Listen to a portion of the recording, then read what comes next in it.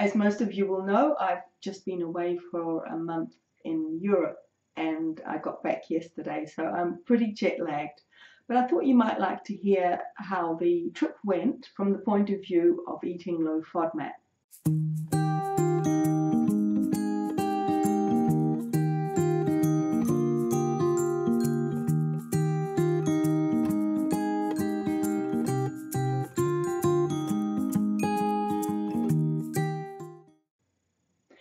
Now, it all went actually really well, surprisingly.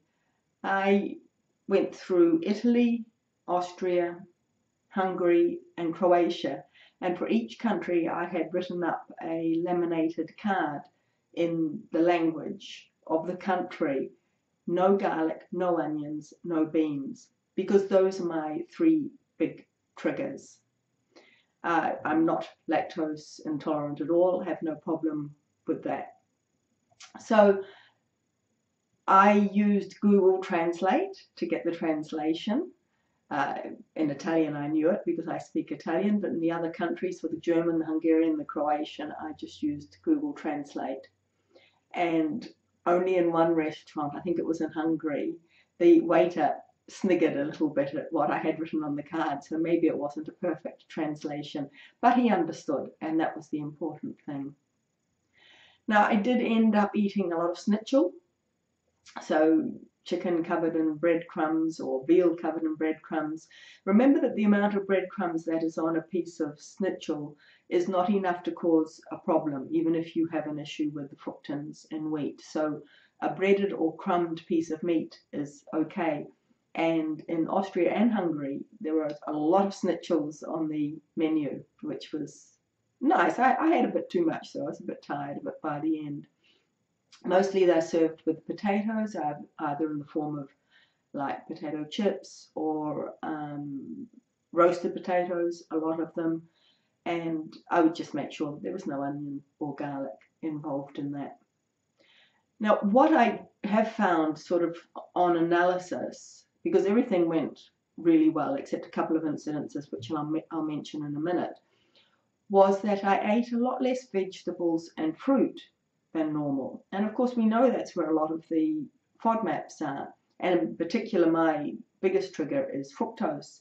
And I had practically no fruit. And I could almost say that my system was better for having no fruit or vegetables. We know we can't do that long term because we're not getting the nutrition we need. But it was an interesting exercise just for the month to know that I'm better off without fruit and vegetables. Now, a couple of incidences that did happen were one meal. It was actually my last meal in Hungary. We went to a pub. Well, it was like a bistro.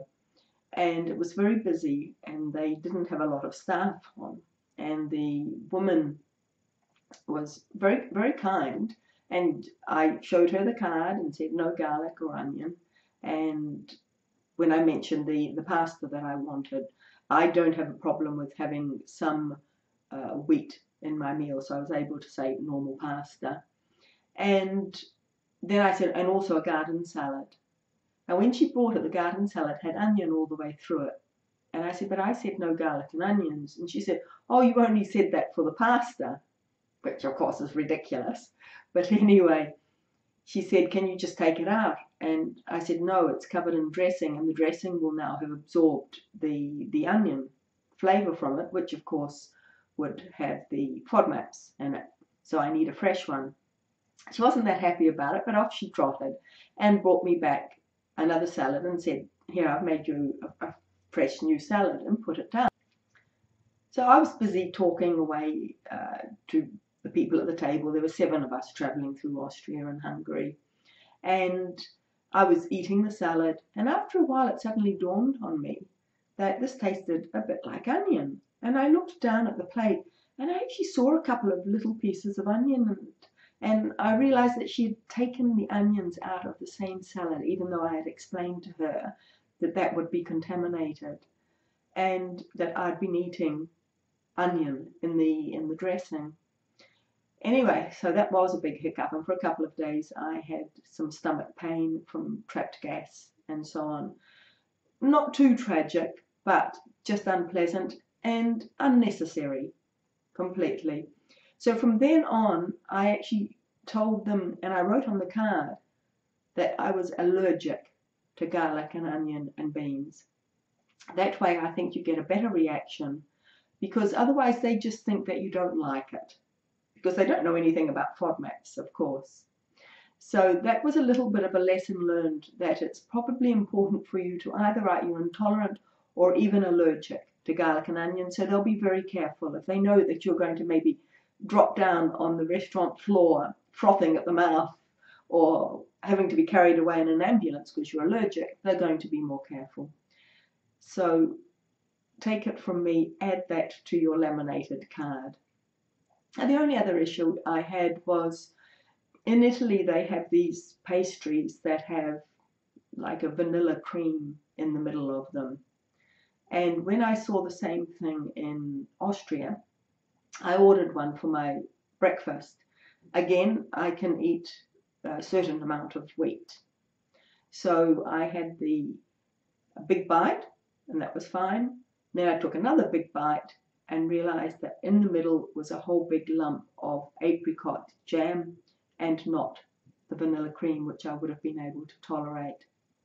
So I hadn't had very much. I mean, I couldn't exactly spit it out. I was with people again, so I had to eat it, and that gave me issues just for that day. I hadn't eaten enough for it to be a big problem.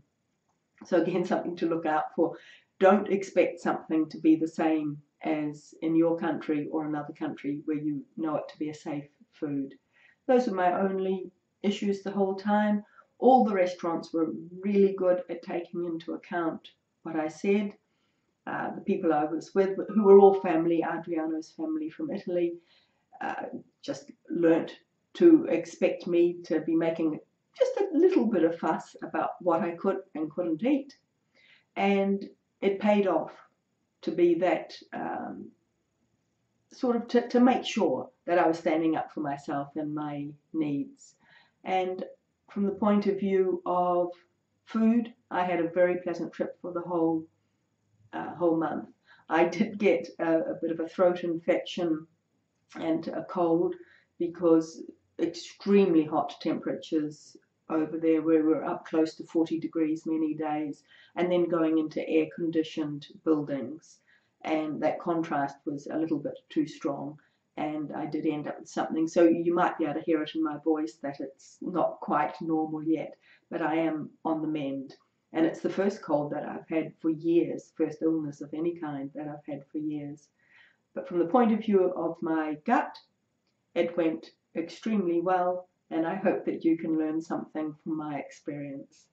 Right, thank you for watching, and goodbye.